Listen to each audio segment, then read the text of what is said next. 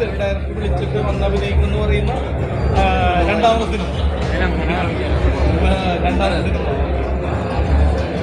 ഈ ഒരു ലുക്ക് ഇന്നിപ്പോ ആൾറെഡി ഇങ്ങനെ ലുക്കാണ്. ഇപ്പോൾ അതിന്റെ പ്രത്യേകിച്ച് ലുക്കിനെ പറ്റി പ്രത്യേകിച്ച് പറയാനൊന്നുമില്ല. രജനി സാറിന്റെ ലുക്ക് ഉള്ളതുകൊണ്ടാണ് ഇപ്പോൾ ഇങ്ങനെ ഓരോ അവസരങ്ങൾ കിട്ടുന്നത്. അപ്പോൾ ഇനി പക്ഷേ ഞങ്ങൾ വോയിസ് നമ്മൾ പറഞ്ഞില്ലേ മലയാളം തന്നെ ആയിരിക്കണം. ഒരിക്കലും രജനീകാന്തായിട്ടല്ലല്ലോ രജനീകാന്താവാൻ ഞാൻ പ്രത്യേകിച്ച് ഒന്നും ചെയ്യണമില്ല.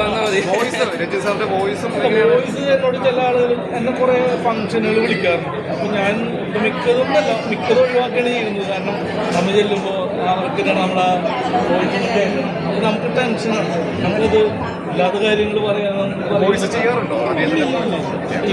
ലുക്ക് മാത്രമേ ഉള്ളൂ. ഇത് ആദ്യം പറഞ്ഞത് ആരാണ് ഇങ്ങനെ അല്ല പണ്ട് മുതലേ ഇപ്പൊ സോഷ്യൽ മീഡിയ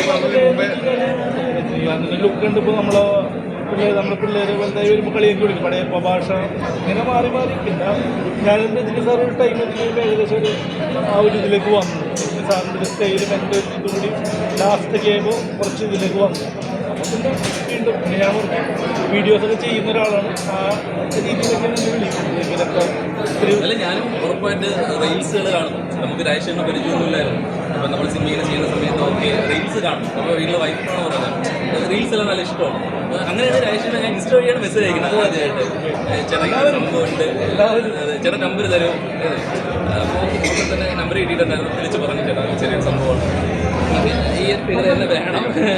നേരിട്ട് ഇല്ല, ഒരു പ്രാവശ്യം കാണാനുള്ള കാര്യങ്ങളൊക്കെ റെഡിയായി. പക്ഷെ അത് നടന്നില്ല. അദ്ദേഹം അറിഞ്ഞിട്ടുണ്ടെന്ന് തോന്നുന്നു. അല്ലെങ്കിൽ അറിഞ്ഞിട്ടുണ്ട്. കാരണം എന്നെ സൺപിക്ചേഴ്സ് വരെ വിളിച്ചിട്ടുണ്ട്. സൺപിക്ചേഴ്സ് തന്നെ വിളിച്ചിട്ട് ജയിലർ 2 എന്താ പറയുക ഒരു ഫൈറ്റിൻ്റെ ചെയ്യുന്ന കാര്യം സംസാരിച്ചിരുന്നു. പിന്നെന്തോ ജയിലർ 2 വേണ്ടി പിന്നെയാണ് ഗ്രൂപ്പ് ചെയ്താലുള്ള ബുദ്ധിമുട്ടുകളെ പറ്റി ഞാൻ ഒന്ന് മനസ്സിലാക്കിയത്. അപ്പോൾ പിന്നെ ഇനിയിപ്പോൾ വല്ലാണ്ട് എന്തെങ്കിലും ഒരു ചെറിയ വേഷം കിട്ടിയാൽ അതായിരിക്കും നല്ലത്.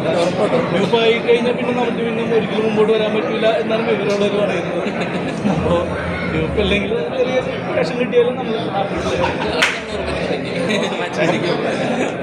രജനി സാറിന്റെ ഫേവറേറ്റ് സിനിമ ഇപ്പൊ പടയപ്പ റിലീസ് ഉണ്ട്. അല്ല, പടയപ്പ റിലീസ് ചെയ്യുന്ന കാര്യം എന്നോട് നേരത്തെ ഇതുപോലെ തന്നെ പറഞ്ഞിരുന്നു. പിന്നെ ഇന്നിപ്പോൾ എനിക്ക് ഇവിടെ ടിക്കറ്റ് തന്നിട്ടുണ്ട്. ഞാൻ 9 മണിയാകുമ്പോൾ വരും. പടയപ്പ കാണാൻ വരും. അദ്ദേഹത്തിന്റെ ശരിക്കും നല്ല ആരാധകൻ തന്നെയാണോ പണ്ട് പോലെ? തീർച്ചയായിട്ടും.